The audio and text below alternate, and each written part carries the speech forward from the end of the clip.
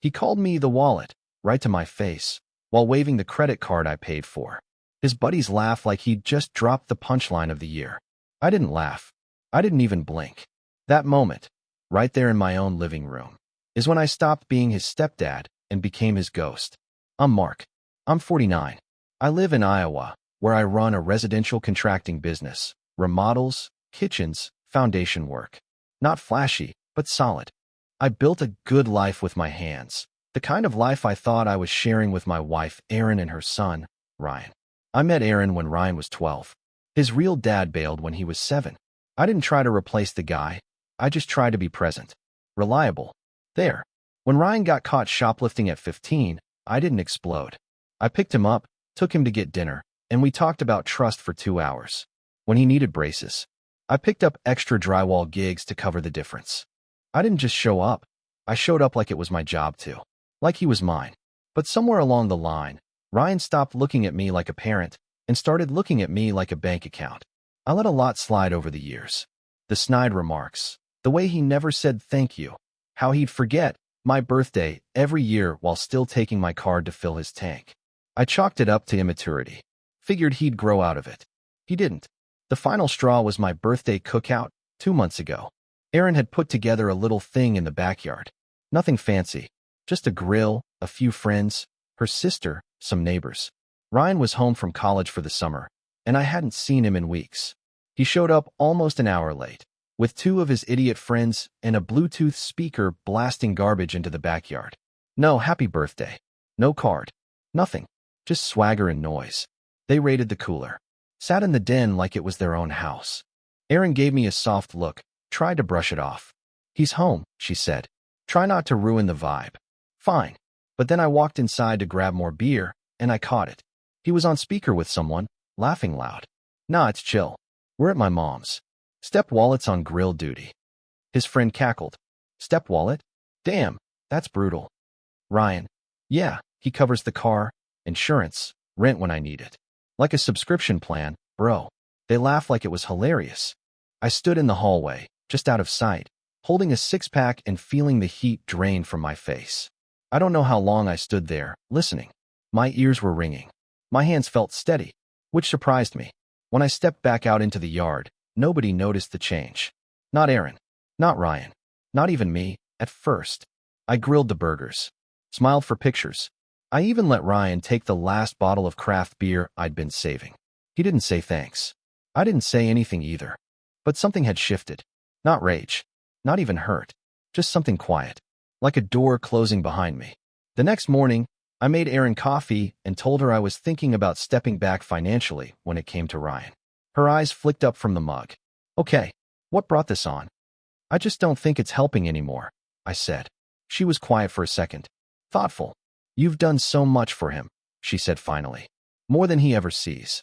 But cutting him off completely? Are you sure that's the right move? I could see her struggling, torn between defending her son and acknowledging the truth. That he saw me as a resource, not a person. A wallet. Nothing more. I don't want to fight about it, I said. Just consider it a line in the sand. She sighed. Can we at least talk to him about it together? Maybe he needs a wake-up call, not a shutdown. I nodded. We can talk. And we did. Later that week. Sat Ryan down and told him he'd need to start covering his own gas, his own extras. Nothing dramatic, just boundaries. He scoffed. Seriously? Since when? Erin said, It's not a punishment, Ryan. It's about respect. Ryan turned to me with that same smirk from the party. Whatever, man. Guess the wallet's feeling light. I didn't respond. Didn't scold him. Didn't explain. I just watched him walk away. And I smiled, because I knew something he didn't. He thought I was just a wallet. He had no idea what happens when the wallet closes. And locks. I didn't make a scene. I didn't yell or slam doors or give a big speech about disappointment. I just started pulling away. No warnings. No announcements. No more second chances.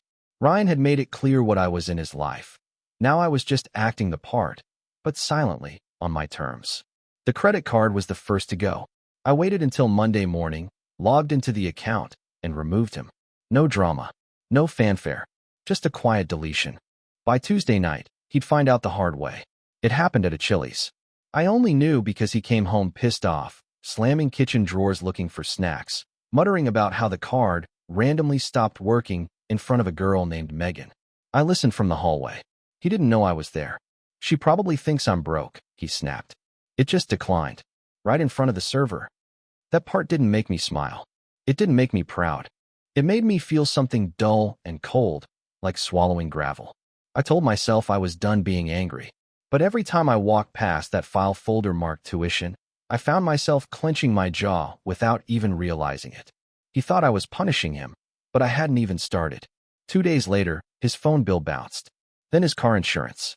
He posted something passive-aggressive on his Instagram story about people showing their true colors. I didn't respond. I watched. The next week, Erin caught me in the garage replacing some worn brake pads on my work truck. She walked in slow, like she wasn't sure she wanted to have the conversation. You canceled his insurance? She asked. I didn't stop working. He's 20. He's got a job, right? He works at that warehouse part-time. It's barely enough for gas. He's got plenty of energy when it's concert tickets or takeout, I said, wiping my hands on a rag. Let's see if he has energy for bills. She sat down on the workbench across from me. For a moment, neither of us said anything. Then she exhaled hard. You could have told him, Mark. And he would have lied. Or blamed me. Like always. Maybe. But now he just thinks you abandoned him. I met her eyes. He abandoned respect. She looked like she wanted to argue, but didn't. Instead, she said something I wasn't expecting. He told me last night he doesn't know if you ever liked him. Not even once. That one hit lower than I expected. I set the wrench down slowly. I didn't like him because he made it impossible, I said. But I never stopped trying. She didn't respond right away. She just looked tired. Tired in the way only a mom could be when she's watching two people she loves burn each other out. I'm not asking you to fix it, she said. But don't pretend it's not killing both of you. She left the garage before I could say anything else. I stayed sitting on that crate for a long time after the door closed. The financial steps came next. I revoked my FAFSA connection to Ryan's aid. He had no idea how the system worked, had never logged in or read a single page of the forms he'd asked me to fill out for him freshman year. I removed myself as contributor and let the federal system handle the rest. He wouldn't realize anything was wrong until it hit him where it hurt. I knew exactly when that would happen. August 21st. That's when his final tuition bill would post. 10 days. He also had a lease lined up near campus. I'd seen the paperwork left out on the kitchen table, stupidly confident with my name still listed as the co-signer from his first apartment. But this new place? All him. The deposit was due by the 1st. I knew it would bounce. That was the part that kept me going. Not the humiliation. Not the guilt. The deadlines. Tick, tick, tick. I didn't have to do anything cruel. I just had to wait. Meanwhile, I stayed out of sight. No more checking his gas tank. No more asking how school was going. I stopped answering texts that only came when he needed something. He noticed, but he didn't confront me. He paced more. Talked less. Left dishes in the sink like it was some kind of silent protest. Erin tried once more to play the bridge. He's not talking to me anymore, she said one night in bed. He's pulling away. I didn't say anything. Are you proud of this? She asked. Not angry. Just disappointed. No, I said quietly. I'm just not going to be a part of the lie anymore. A few days later, Ryan got a letter from the university. I saw the envelope, blue and white, their logo printed right on the front. He opened it standing in the kitchen, and I caught just a flicker of panic on his face before he shoved it into his backpack and walked out the door without saying anything. That night, Erin told me he'd asked to borrow money from her. She said no. Her voice cracked a little when she told me that. He said he didn't understand how everything just stopped, she said. He said it feels like we're pushing him off a cliff. I looked at her and tried to keep my voice steady. No one pushed him. We just stopped holding him up. The next morning, I found his car parked sideways on the curb with a tow sticker slapped on the window. That was fast. I hadn't even touched the registration, but I guess things were starting to add up. He got home that afternoon and went straight to his room. No eye contact. No explanation. Just silence. He stayed in there for hours. Erin knocked once. No answer. Around midnight, I passed by his door on the way to the bathroom and heard him on the phone, whispering. No, I can't ask him. It's like he's not even here anymore. He was right. I wasn't. But what he didn't know was that I wasn't gone. I was just quiet. Watching. Tracking every dollar I'd pulled back. Every safety net I'd taken away. Every system he relied on that no longer recognized his name.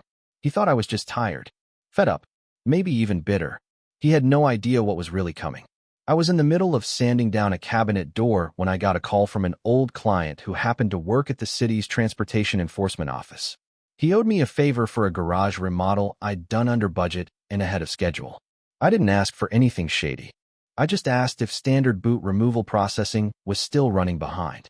He said it was short-staffed, backlogged, probably a 5-day minimum if someone didn't file paperwork by close of business. I said thanks. Then I went back to sanding. Ryan's car had been booted that morning. That evening, Erin walked in to find me cooking dinner. I offered her a plate, and she took it without saying much. We ate mostly in silence until she finally said, "He called 3 tow companies. No one can do anything without clearance. He's stuck." I said nothing. She stared at her fork like it was going to help her figure out how she felt. "You're still doing things," she said. "Even now. Behind the scenes. Quietly." I didn't deny it. I just looked at her and asked, "What do you think happens when you keep enabling someone who doesn't believe consequences exist?" She didn't answer right away. She looked tired, bone-deep tired, like she wasn't sure who to side with anymore. "You could have just talked to him," she said softly. "I've talked to him for 6 years," I replied. "He never listened. He only took." Her voice cracked, just once. "He's not your son." And I could tell she regretted it the moment it left her mouth. But I didn't flinch. I just nodded slowly and said, "I know." She stood up quietly, plate half eaten, and walked out. But before she hit the hallway, I heard her say under her breath, "You didn't just teach him a lesson, Mark. You burned the bridge." She wasn't wrong. The next day, Ryan tried to get his lease reapproved at a different apartment complex across town. I knew because the property manager was the nephew of a former supplier of mine. It didn't take much to drop a single anonymous email. "Applicant may be facing upcoming financial instability. Recommend verifying active income." Nothing aggressive, just a little nudge. Enough to trigger a deeper look. He was denied the next morning. Erin didn't ask questions, but when she saw him slamming his laptop shut in the dining room, she didn't comfort him either. I wasn't watching him fall anymore. I was steering the direction he landed. He started pulling away from the house like it had become radioactive. One night, he didn't come home at all. The next night, he did, but reeking of sweat and smoke and maybe embarrassment. Erin asked if he was okay, and he told her not to worry about it. She looked at me, expecting something. I didn't offer it. He was scrambling, but I'd already sealed every hatch. I knew he still had one lifeline left, his old high school buddy Dylan, who had rich parents and always seemed willing to help Ryan out. I remembered Dylan showing up with a 6-pack once, laughing about some credit card points scam Ryan had explained to him. The guy always seemed amused, never worried. And I knew Ryan had texted him recently. I'd seen it on a screen left open by accident in the kitchen, just the phrase, "Yo, you think your folks would float a sublease?" That was the backup plan, and I was already 3 steps ahead of it. The following weekend, Dylan's dad and I crossed paths at a fundraising event for local contractors and small business sponsors. I made a short, polite comment about rising default rates on student lease agreements and how I was lucky to have pulled my name from one just in time. It wasn't directed. It didn't have to be. People like Dylan's dad connect dots without being told where the edges are. On Monday, Ryan got a call and left the house cursing. I watched him walk out the door, fists clenched, earbuds in, not even noticing I was in the garage watching through the window. The storm wasn't just coming. He was already drowning in it, and still didn't know who cut the lifeboat. Erin kept her distance that week. We passed each other like neighbors. She started spending more time in the guest room. I didn't ask why. I already knew. The part that had kept us tethered, our agreement, unspoken or not, that I was a constant in her son's life, was unraveling. But I wasn't sure I wanted to tie it back together. Not after all this.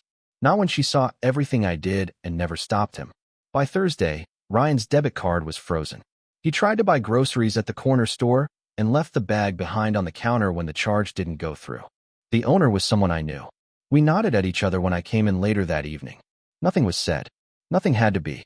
He stopped eating with us. He stopped texting Erin. He started coming home only to shower and disappear again. Every once in a while, I'd hear him on the phone trying to figure things out. I walked by once and caught a single sentence through the door. "I don't know. Man, it's like everything just collapsed at once." I almost laughed. That weekend, Erin and I sat in silence at opposite ends of the living room while some movie neither of us cared about played on the TV. She finally asked, "Are you done?" And I had to think about it. Not because I wasn't sure, but because I wasn't sure how to explain that this wasn't about punishment anymore. It was about clarity, about taking back every inch I'd given to someone who looked at me like an ATM with a face. "He's not finished learning," I said finally. She stood up. "And what are you going to be when he's done?" I didn't answer. She didn't stay in the house that night. Ryan thought his life was collapsing because of bad timing. That tuition failed. That the lease didn't go through.